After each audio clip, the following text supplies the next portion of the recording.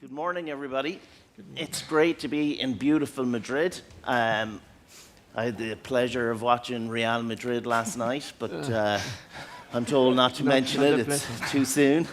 So this is great. I'm really excited to be here. I'm Vice President of Facebook. I've been working with startups and scale-ups for actually nearly 10 years. I'll be 10 years of Facebook in March, so it's really great to be here with CrowdFarming.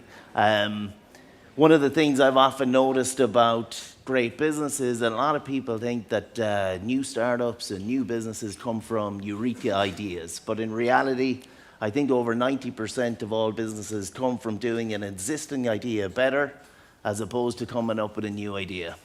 And I think this is a great example of this. We have been farming and working land and in agriculture for hundreds, thousands of years, and you are taking a brilliant and innovative approach, applying technology to one of literally the oldest industries in the world and building a great new company. So really looking forward to the conversation, and just to kick off, why don't you tell us and give us a little overview around CrowdFarming.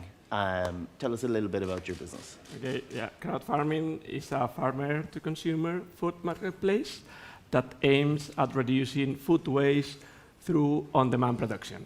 Okay, so basically, when you are buying something in CrowdFarming, you are not just buying food; you are adopting something from the farmer, and this completely changes your customer experience. It also changes the farmer experience.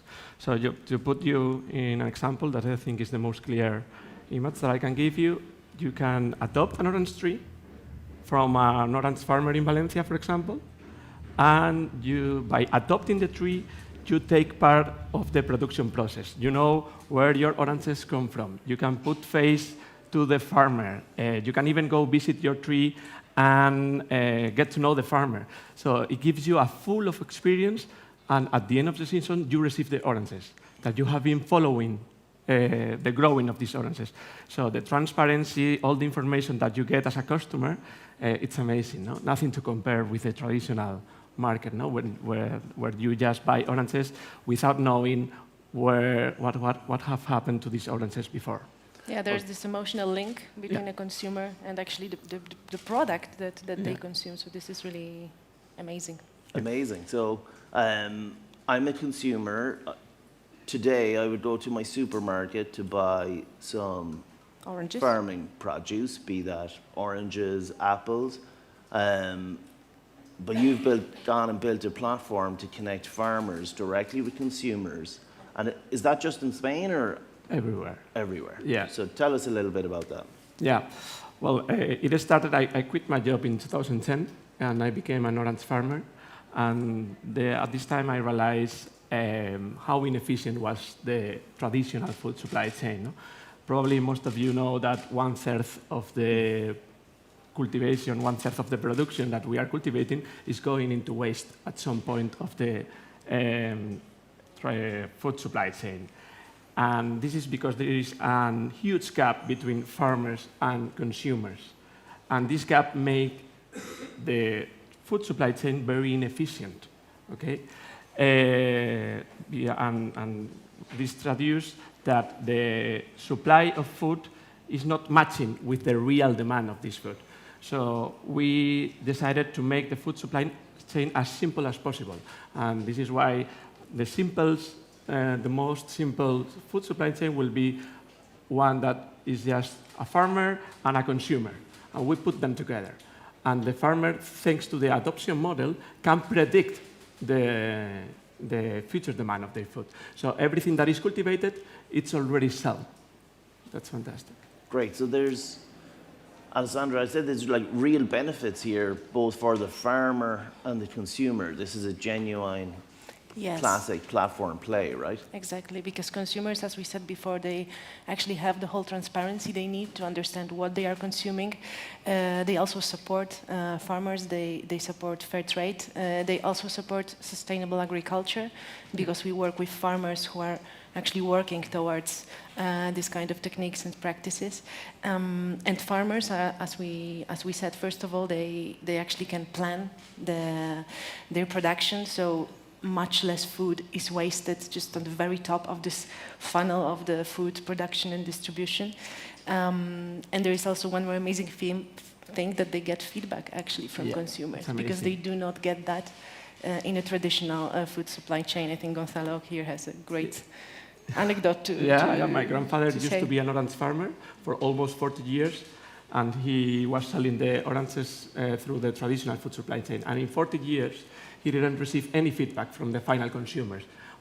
She didn't know how was he doing, because he was selling to the intermediary. And the arguments he was using to convince the intermediary to buy their oranges is not the same that we use to convince the consumers to buy the oranges. No? In my opinion, buying food nowadays is the most powerful daily routine that consumers have to impact in society and environment. Brilliant. So this is good for consumers. They're getting great product, getting a sustainable product, right? It's good for farmers. They're matching demand with supply, eliminate the food waste. That's right. Yes. How do the financials of all this work? Is this good for the farmer on margin on their side? Is it good for consumers? Is it good for you? There has to be a financial equation somewhere. How does all that work? I like to call it win-win-winner. Okay, nice. We have a theory, yes. Tell us about win-win-winner then. Win-win-winner. There is the farmer that decides the price of their products. Usually in the traditional market, the price is fixed by commodities. Yep. Okay, and it's not the same. You don't have the same cost producing oranges in Spain that producing oranges in South Africa. Costs are much different. No? So there is also a win, that is the consumer that get all the information that he is asking for, all the traceability, and there is a winner, there is the environment, because the farmer, before start producing, asks to the customers, how many of you want me to produce an orange tree for you? I have, 2,000 orange trees. Okay, there is like 2,000 consumers that say, I want my tree, I want my tree, I want my tree. So after receiving the demand, he starts producing it, knowing the price, knowing that someone will eat these oranges. In the traditional supermarket, last season, 50% of the oranges were hanging in the tree. No one picked them. Yeah. So I was on your platform last night in my hotel room, and I was checking out some orange tree farmers in Spain, but it's not just oranges, right? And I know we're using oranges as an example. So give us a sense around the scale. What kind of products are live? How many farmers around the world? Where are your consumers? Are they all in Spain, or are they all over the world? We'd just love a sense around scale. Okay, so we kicked off this year with 13 farmers on our platform. Today there are more than 50 and counting. Actually, we have lots of them in the pipeline right now. The farmers come from 7 different countries. We are actually working in some geos more intensively in terms of business development. And as for the consumers, for now, due to logistics matters mostly, we are targeting the majority, I would say, of European geos. Our most important markets for now is Germany, is France, UK, and Spain slowly. We are based in Spain, but in Spain we are not selling too much. Yeah. Most of the farmers come from Spain, but I think the North European countries are more, let's say, conscious nowadays, or they have been being conscious for more years than the Spanish customer. Also, Spain has been in a big crisis, and people didn't spend too much money in the food, so they were going just to buy cheap food. But in the other side, countries like Germany or like Switzerland, even Ireland or UK, they don't mind to pay a little bit more. Yeah, I think consumer consciousness generally is a big trend we would see. Yeah. So there's a lot of new skills here for a farmer, right? So if I'm historically been used to producing whatever I produce, the existing supply chain comes and picks up my produce and off it goes. But so there's must be new skills here for farmers. Yes. So how do they find this new route to market? What are the challenges that they'd face to send some oranges to Germany direct to consumer? That's new. That's new. Yeah, the logistics is quite new. I think the toughest part for farmers is not the logistics, because, I mean, they are really looking forward to find this direct channel. The toughest part for them is to understand the new role as vendor. They need to communicate. They haven't communicated before what they have been doing. No? They need to communicate almost every month and say, okay, the weather in Valencia last month was very rainy, so we try to motivate them and say, come on, communicate more, but they are not used to communicate and be so transparent. No? So they are not used to, and I think also that they find their everyday chores like mundane, so they are really surprised when we ask them actually to tell us more about that, and tell your customers about that, and they are like, that's not interesting. And it's like, yes, it is. Because it would be interesting. And there'd be huge demand in the market for these kind of stories, but this is just a new style. And they are just saying like the good news. And we have seen that also the bad news are very strong to make this connection with the customer stronger. Yeah, no? absolutely. So it's something it's not just a piece of plastic or a piece of fruit and plastic on a shelf. This is a real relationship with people who are farming, and that's their income, right? You know about farming, not always is good news. No? Every season is different. Yeah. I like to tell that this is not a fabric of oranges. We depend on nature, and some season the orange will be smaller, some season. So trying, we need to spend a lot of time convincing the farmers that communicating, even the bad news, is really good for them. Yeah. So this is a massive industry. You know, you're talking loads of fruit, loads of vegetables, meat, chicken, dairy. What's next? How far can crowd farming and this new route to market, how big can it get? How fast can it scale? What's next? Well, first of all, we want to become the feasible alternative in food sourcing in a very near future. For now, we have 50 projects. As I said, you can actually adopt an orange tree, a lemon tree, but it is still true that you cannot just, let's say, replace your supermarket purchase with your crowd farming harvest.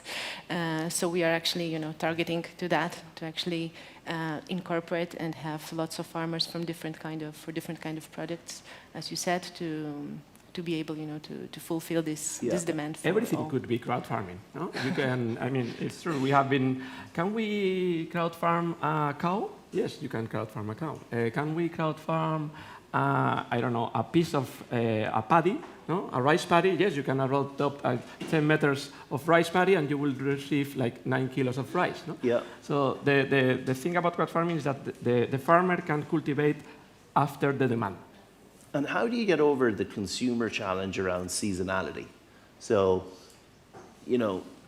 I suppose my parents and my uncles and aunts come from farming, and I appreciate that actually a lot of real produce has a very finite season.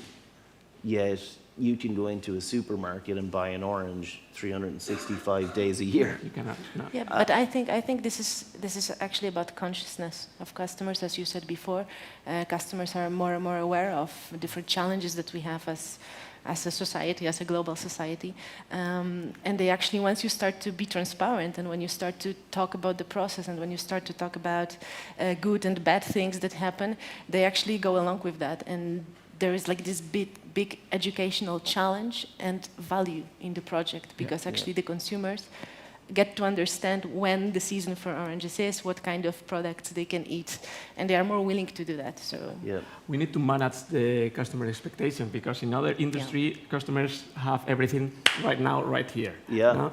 But for example, I always talk about the example of oranges because it's the one that I know the most. But sometimes you cannot pick because it's raining, and you have to be fast, communicate your customers. Sorry, it's raining, we cannot pick your oranges. And they feel sad, but at the same time, they say, okay, this is real. So they really pick the oranges just for me. So they feel special. And from the farmer's perspective, they must be very supportive of a different idea, or are they? Maybe that's a leading question. Are farmers supportive of an alternative to the existing supply chain? Of course, yes, they are. They are really looking for channels to sell directly. The more and more, there are more successful stories. In every country, we are like local heroes, that have been build this direct channel, and their neighbors want to copy him. So we're getting away for time. Just to finish up, so roughly how many countries are your consumers in? How many countries are your farmers in now? Right now, we're talking about 25 European geos as for the customers. Brilliant. And for the farmers, more or less 7 countries now, Yeah. especially as Gonzalo said, Spain. Well, we started Brilliant. here, so most of the farmers come from here. So Brilliant. if anybody wants an orange tree in Spain, there's your What a- opportunity. What a great idea.